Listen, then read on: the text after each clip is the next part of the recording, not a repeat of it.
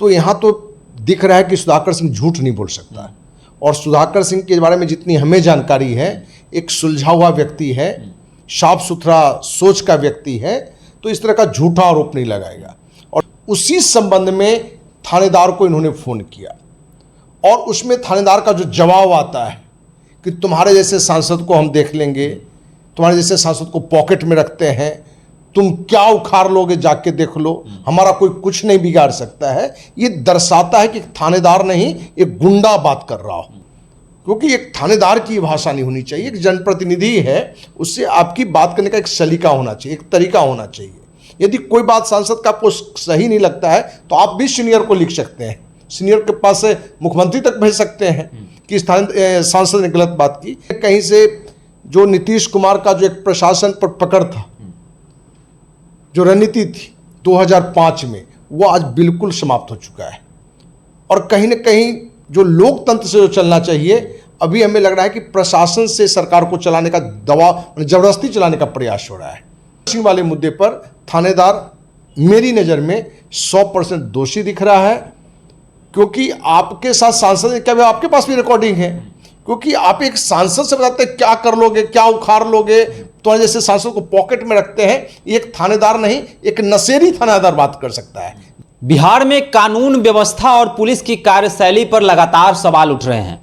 जहां एक और नेता प्रतिपक्ष तेजस्वी यादव हर दिन बुलेटिन जारी कर रहे हैं जिसमें तमाम हत्याओं का जिक्र होता है, तो दूसरी तरफ आपको बताएं कि बक्सर के सांसद सुधाकर सिंह ने पुलिस प्रशासन पर बड़ा आरोप लगाया है। उन्होंने रामगढ़ के थानाध्यक्ष पर आरोप लगाया है कि उन्होंने मुझे कहा है कि मैं तुम्हारे जैसे सांसदों को अपनी जेब में रखता हूं। साथ ही साथ उन्होंने कहा है कि जिस तरह से सांसदों के साथ इस प्रकार का व्यवहार किया गया है, तो कहीं ना कहीं पुलिसिया तंत्र पर एक बड़ा सवाल उत्पन्न हो रहा है कि जब एक सांसद के साथ ऐसे अभद्र भाषाओं का प्रयोग किया जा रहा है, तो एक आम इंसान कैसे पुलिस से न्याय मांगेगा। देखिए, इस तमाम विषयों पर बातचीत करने के लिए हमारे साथ अखिल भारतीय अपराध विरोधी मोर्चा के राष्ट्रीय अध्यक्ष धनवंत सिंह राठौर जी हैं। धनवंत जी, सुधाकर सिंह ने रामगढ़ के थानाध्यक्ष पर बड़ा आरोप लगाया है कि उन्होंने मेरे साथ अभद्र भाषाओं का प्रयोग किया और कहा कि तुम्हारे जैसे सांसदों को मैं जेब में रखता हूं। क्या कुछ कहेंगे, थानाध्यक्ष की गलती है या फिर सुधाकर सिंह झूठ बोल रहे हैं? देखिए, सुधाकर सिंह ने कहा कि फोन पर ये बातचीत हुई है, तो फोन में रिकॉर्डिंग होगा, बिल्कुल वो थाना के पास भी रिकॉर्डिंग होगा, सुधाकर सिंह के पास भी होगा। तो यहाँ तो दिख रहा है कि सुधाकर सिंह झूठ नहीं बोल सकता है। और सुधाकर सिंह के बारे में जितनी हमें जानकारी है, एक सुलझा हुआ व्यक्ति है, साफ सुथरा सोच का व्यक्ति है, तो इस तरह का झूठा आरोप नहीं लगाएगा। और जो उन्होंने एसपी को लिखा है, उसमें स्पष्ट रूप से लिखा है कि एक घटना थी जो किसानवाला, जहां लेट रात थानेदार गया था अपने पूरी टीम को लेके और वहां किसानों को धमकाया था। उसी संबंध में थानेदार को इन्होंने फ़ोन किया और उसमें थानेदार का जो जवाब आता है कि तुम्हारे जैसे सांसद को हम देख लेंगे, तुम्हारे जैसे सांसद को पॉकेट में रखते हैं, तुम क्या उखाड़ लोगे जाके देख लो, हमारा कोई कुछ नहीं बिगाड़ सकता है। ये दर्शाता है कि थानेदार नहीं, एक गुंडा बात कर रहा हो, एक माफिया बात कर रहा हो, एक अपराधी बात कर रहा हो। क्योंकि जनप्रतिनिधि है, वो भी सांसद है, लोकसभा सदस्य है, उससे एक थानेदार इस भाषा में बात कर रहा है, इस शैली में बात कर रहा है। ये दर्शाता है कि पूरी बिहार की प्रशासनिक स्थिति जो है, नीतीश एक ऐसे रास्ते पर डाल दिया है कि एक तानाशाही का रूप ले लिया है। और गांव में कहावत है, सैया भाई कोतवाल तो अब डर काहे का। तो यहां तो कोतवाल ही है और इसका सैया है नीतीश कुमार, जो नीतीश के डायरेक्ट हो, नीतीश के जो जुड़े हुए कुछ गुर्गे हैं, जो टीम है, उससे जुड़ा हुआ कोई थानेदार हो, वो तो थानेदार है, कोई सिपाही भी होगा तो वो भी सांसद को इस तरह की बात कर सकता है। क्योंकि उसको लगेगा कि हमें क्या कोई बिगाड़ लेगा, हम मुख्यमंत्री के आदमी हैं और मुख्यमंत्री उसको पावर दिए हुए रहता है। क्योंकि एक थानेदार की भाषा नहीं होनी चाहिए, एक जनप्रतिनिधि है, उससे आपकी बात करने का एक सलीका होना चाहिए, एक तरीका होना चाहिए। यदि कोई बात सांसद का आपको सही नहीं लगता है तो आप भी सीनियर को लिख सकते हैं, सीनियर के पास से मुख्यमंत्री तक भेज सकते हैं कि इस सांसद ने गलत बात की। लेकिन पूरी जो हमें जानकारी का कि इस मुद्दे पर हमने अपने स्तर से भी बात की है, तहकीकात की है, तो बड़ा स्पष्ट रूप से आया है कि थानेदार इस भाषा में बात किया। सच्चाई में लगता है कि थानेदार शराब के नशे में होगा। जहां शराबबंदी है, नीतीश कुमार कहते हैं कि शराबबंदी है, तो इनके ज़्यादातर थानेदार, ज़्यादातर सिपाही आज नशे में भी धुत मिलेंगे आपको। तो कहीं ना कहीं थानेदार नशे की स्थिति में इसकी भी जांच होनी चाहिए कि एक जनप्रतिनिधि, एक सांसद से इस भाषा में कैसे बात किया। और हमें लगता है कि इस पर एसपी ने इनको मुख्यमंत्री को भी लिखना चाहिए, राज्यपाल को भी लिखना चाहिए, और इस तरह के थानेदार पर तो पहला काम तो निलंबन होना चाहिए। जांच करके निलंबन हो, और निलंबन तो सामान्य बात है। यदि थानेदार के पास जो बातचीत का रिकॉर्ड है सुधाकर सिंह के पास, तो उसको एसपी के पास वो रखे भी होंगे, तो एसपी को तो इस पर कार्रवाई में सस्पेंड करना चाहिए और जांच करना चाहिए कि आखिर कहानी क्या है।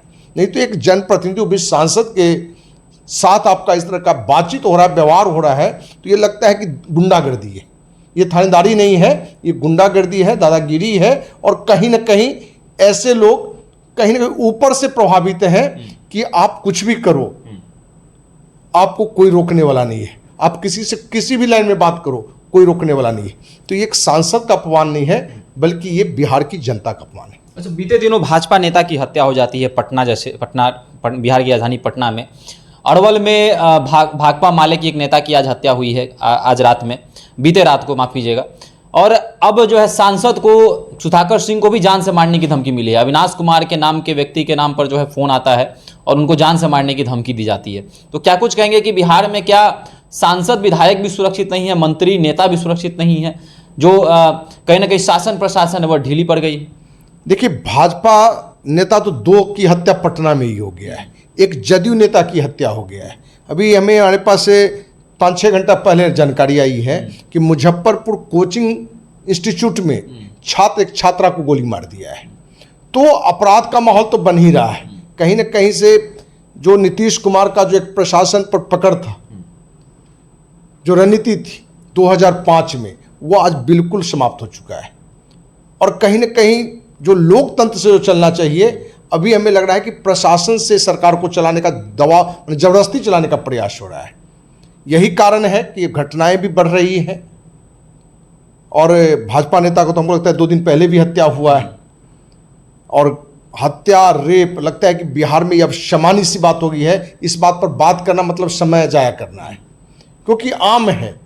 और इसके लिए सरकार भी दोषी है, प्रशासन भी दोषी है, कहीं ना कहीं हम आम जनता भी दोषी हैं। क्योंकि रेप के घटना के लिए कहीं ना कहीं परिवार का जो एक माहौल होना चाहिए, एक बेटा में, जहाँ बेटी की बचाना तब संभव है जब बेटा में आप संस्कार की पढ़ाई करें, संस्कार भरें। तो कहीं ना कहीं ये जिम्मेवारी परिवार की भी है। लेकिन सुधाकर सिंह वाले मुद्दे पर थानेदार मेरी नज़र में 100% दोषी दिख रहा है। क्योंकि आपके साथ सांसद, क्या आपके पास भी रिकॉर्डिंग है? क्योंकि आप एक सांसद से बताते हैं क्या कर लोगे, क्या उखाड़ लोगे, तो जैसे सांसद को पॉकेट में रखते हैं। एक थानेदार नहीं, एक नशेड़ी थानेदार बात कर सकता है, गांजा पिया हुआ बात आदमी कर सकता है, या उस आदमी के अंदर अहंकार हो कि नीतीश का हमारे सर पर हाथ है। तो नीतीश कुमार को भी चाहिए कि यदि आप चाहते हैं कि लोकतंत्र जिंदा रहे, जनप्रतिनिधियों का भी सम्मान रहे, क्योंकि जनप्रतिनिधि जनता का ही मन प्रतिनिधि होता है, एक लोकसभा का जनता का प्रतिनिधि है। उसके साथ यदि एक थानेदार इस तरह की लहजे में बात करता है, इस तरह से धमकाने वाले बात में बात करता है, तो ऐसे थानेदार पर बिल्कुल कार्रवाई होनी चाहिए और जल्द से जल्द निलंबन होना चाहिए। और जांच में यदि दोषी पाया जाता है तो ऐसे अधिकारी को बर्खास्त भी करना चाहिए। चलिए, तो क्या ऐसे अधिकारियों को बर्खास्त करना चाहिए जो सांसद से ऐसे अभद्र भाषाओं का, सांसद के साथ ऐसी भाषाओं का प्रयोग करता है कि मैं तुम्हारे जैसे सांसदों को अपनी जेब में रखता हूं?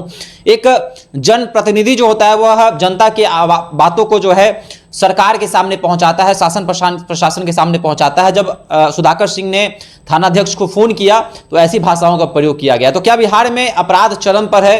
क्या शासन प्रशासन तंत्र जो है वह इस चीज को रोकने में क्या पूरी तरह फेल्योर है? क्या नीतीश कुमार जो है वह अपराधियों को संरक्षण दे रहे हैं?